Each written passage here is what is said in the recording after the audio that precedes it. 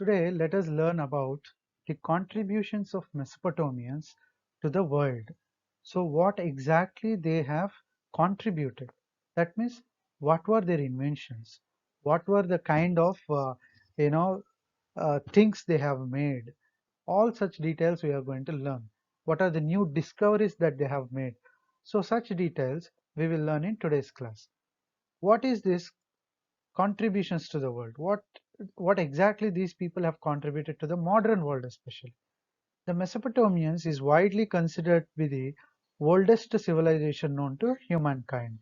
So, among all the Bronze Age civilizations, the first civilization is Mesopotamia. I mean, for the first time, people have started living in a very advanced and progressive manner. From early man stage, man has started living in a very advanced life. So in a very advanced way, man started living in Mesopotamian region only. So this is a beginning stage, and the mode so world remains indebted to its various contributions. So the whole world will be always indebted. That means we always will be thankful to Mesopotamians because of these people only we have got ideas about many inventions, and because of the foundations laid by these Mesopotamians, the modern world has built or the modern world has become little more advanced. If you compare, no, because without these foundations laid by Mesopotamians, it would have been more difficult for people in modern day to discover new things or not to invent new things. The basics have been given very strongly by these Mesopotamians. Take about the writing and literature. So, see, today we are writing many things, but the foundations for our writing knowledge, the way how to write, all such things were laid by these Mesopotamians. The most significant contribution of Mesopotamians to the modern world was the creation of system of writing. So writing was invented by the Mesopotamians for the very first time in the world. They were the first people to write. We will see how primitive they were in writing, how primitive they were in when they had inventions for writing.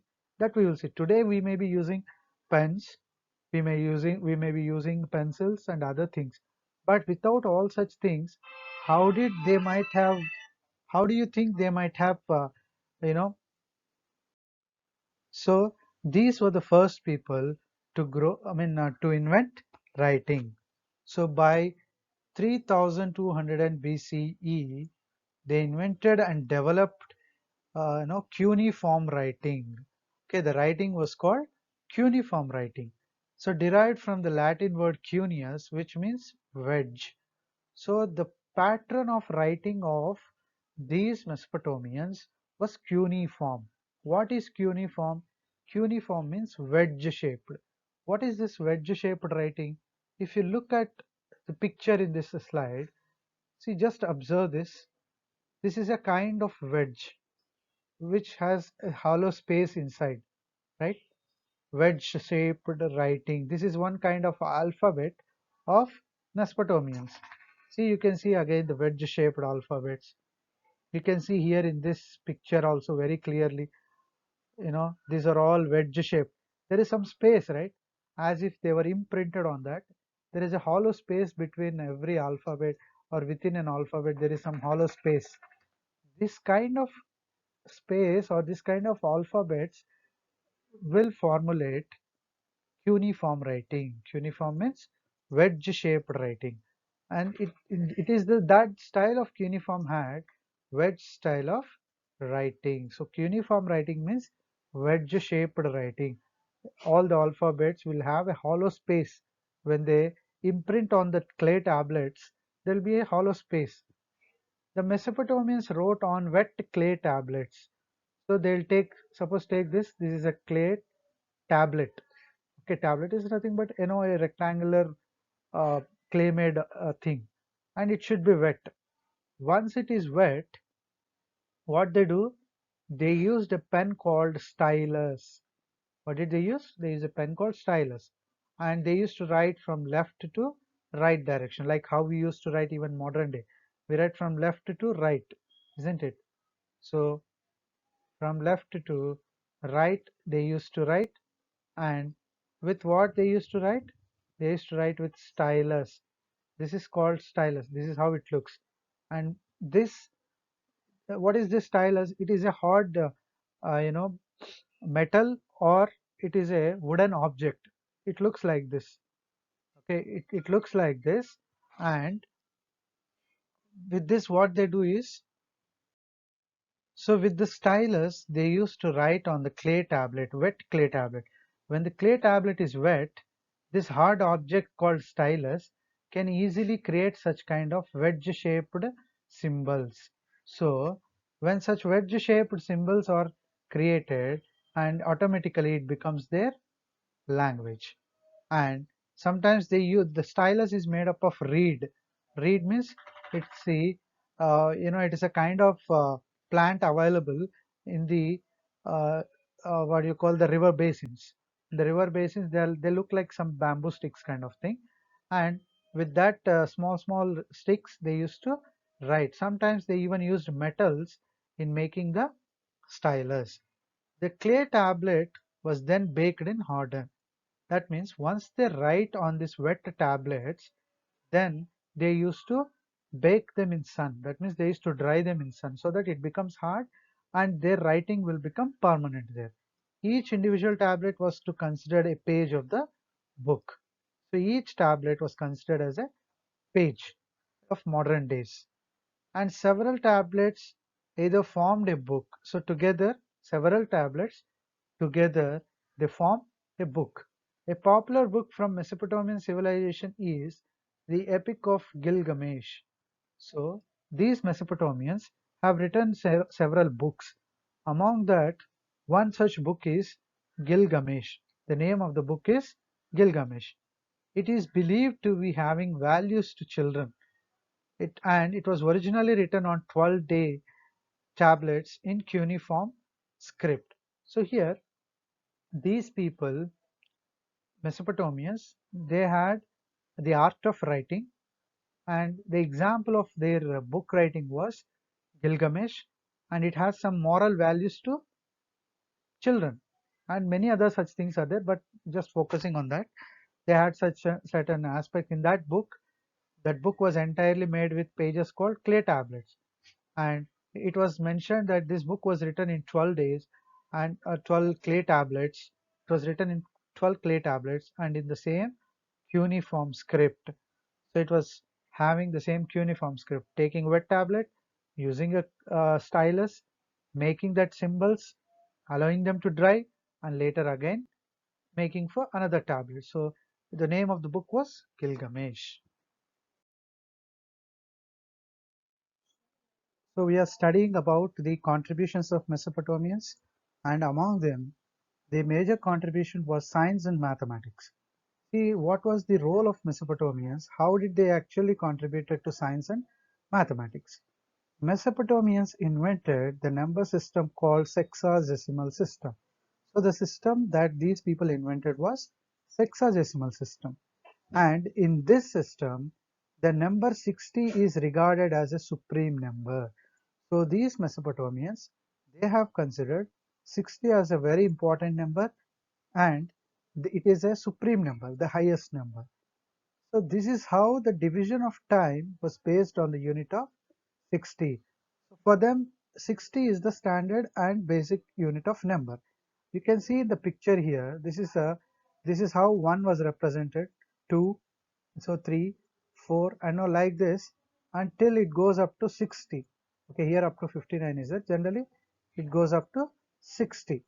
So this kind of sexagesimal system was practiced in numbering by Mesopotamians, and hence, as the mathematically the 60 was very important to them, they even divided the time, or they even calculated the time using this 60 as a unit. So as 60 is a very important and highest number for them, they have also taken 60 as a unit of measurement of time.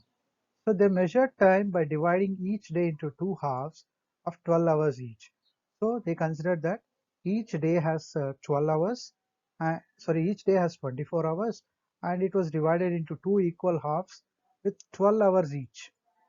So each day was having two halves, and each half is having 12 hours. So each hour was further divided into 60 minutes. So again, every hour was divided into 60 minutes. Again, 60 is a very important standard number for them. And each minute was again divided into 60 seconds, which even today at the modern days, so we do the same manner. So, so each hour was divided into 60 minutes, and later each minute was again divided into 60 seconds. So this was the importance of the number 60 with Mesopotamians. And the Mesopotamian calendar also comprised of 12 months of a year and 7 days of a week. So thus the number 60 played a very important role with science as well as mathematics. So in scientific way, the calendar and time calculation was dependent on this hexadecimal system where 60 was a very important number, and mathematically it was also very important for them to count other purposes.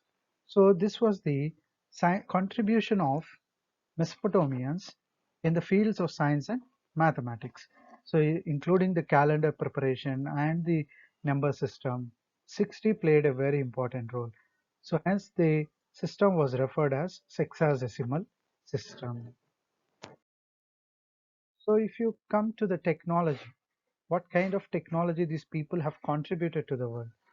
So the archaeologists are not sure who invented the wheel. So the invention of the wheel was a very prominent technological output of these Mesopotamians. They were the first people to invent the wheel. You can see the structure of wheel in the picture here, and the archaeologists were not sure who exactly invented the wheel, but the wheel was found in the Mesopotamian excavations. The oldest wheel known was discovered in Mesopotamia. So among the various kinds of wheels that were excavated throughout the world, okay, the wheel which was found in Mesopotamia is said to be the ancient most wheel, and it dates to 3500 BCE. It is likely that the Sumer first used the wheel in making pottery in 3500 BCE and then used it for transport around 3200 BCE. So the Sumerians, who were the beginners of Mesopotamian civilization at a place on the banks of rivers Tigris and Euphrates, where exactly Sumerians were the first people to come and settle there, right? So these Sumerians, they made pottery, and to make that pottery, they used wheel for the first time. In the beginning, they used this wheel for making pots, and slowly they used even the wheel for making carts. So that is transportation. So the cart will run on the road using these wheels. So initially they were used for making parts, later they were used for transportation. The Mesopotamians were the first to develop a code of law that every citizen was expected to follow. So Mesopotamians, they also were the first people to develop a code of law. That means a law with rules and regulations. And if a citizen failed to abide the laws in code of conduct, they were liable to face consequences. Not only rules and regulations were incorporated in the law of Mesopotamians, but also they have made punishments very strict. So if anybody behaves away from the law, then they are liable to punishments. So they have to face the consequences of that going against law. And here, King Hammurabi of Babylonia had compiled the rules and laws of the city and written them on a stone slab. So a king by name Hammurabi, he was a ruler of a place called Babylonia. So Babylonia was another important city in Mesopotamian region. This city was ruled by a king called Hammurabi, and he compiled, that means he brought all the rules and laws together of the city and written them on a stone slab. You can see the stone slab here. This was the stone slab obtained in the excavations of Mesopotamia. So on this stone slab, there were many rules and regulations printed in what kind of script? The script of Mesopotamians, right? So the script is like a cuneiform script. Similarly, they made all the rules and all inscribed on this stone slab. Eye for an eye philosophy was literally followed by Hammurabi. What do you mean by eye to eye law? That means if anybody, for example, if anybody beats another person and the person who bet, suppose A and B are two persons. If A has bet B or if A has killed B, then the punishment for A is also death. Understood? If A person has killed person B, then A will be also killed to death. This kind of punishments. If A beats someone, if A beats B, then A will be given punishment of beatings. So this kind of eye to eye, or tooth to, they call it, historians call it, in a posh way, saying that eye to eye, or this kind of things. So they were always giving punishments very strictly. If a man had broken another man's bones, the man who has broken the man's bones, his bones also will be broken. So this is an example which was mentioned even in the Hammurabi's Code of Law. And Code of Hammurabi comprised 282 such laws. How many laws were there in those days? 282 such laws were framed by Hammurabi on the stone slab. So this is technologically their contribution, and administratively having code, a set of rules and functioning with a law is also a great contribution done by the Mesopotamians to the world. So the Mesopotamians were the first to develop a code of law that every citizen was expected to follow. So as per this code, so we will go into this code of law little bit detail, and this code of law everybody has to follow. Abide means they have to follow that rules and regulation. Anybody who fails to abide by the law, they were liable to face consequences. That means the same thing which we have discussed earlier. He was King Hammurabi. You can see the idol of King Hammurabi here, the head of him. And this is the cuneiform script which is explaining his code of laws. So on the stone slab, which we have seen in the earlier slide, here, these were the symbols used and the laws framed. Okay, and he is King Hammurabi of Babylonia. So there were some 282 laws. So how many he comprised? 282. So if anybody doesn't follow these rules and regulations, they're liable to punishment, and they always should obey and go by the law. Such an advanced kind of administrative procedure was there in those days. Even today, we frame our rules and regulations. So don't we think this is a great contribution given by the Mesopotamians to the world? Yes, they have contributed this kind of magnificent things to the world. So finally, coming to the end of the chapter, such a great civilization has come to an end.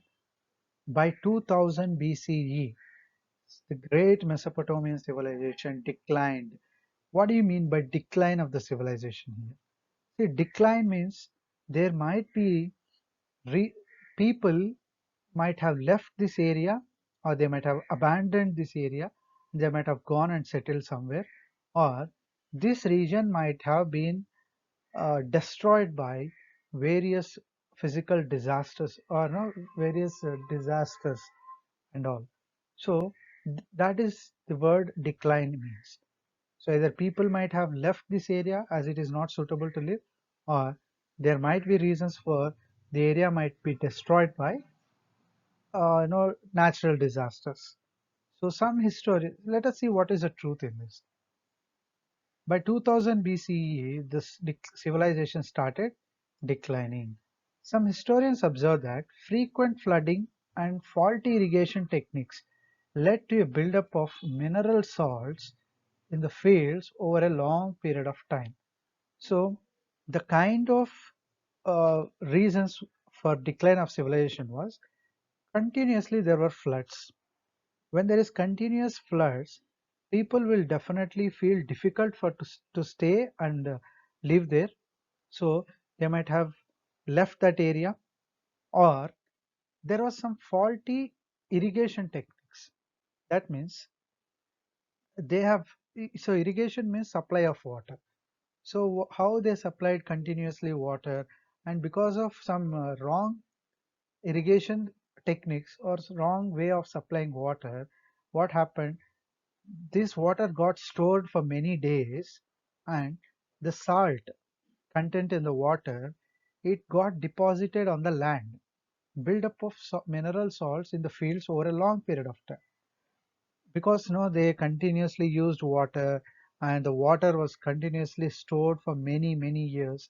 What happened? There was no flow of water, it was just stagnated water.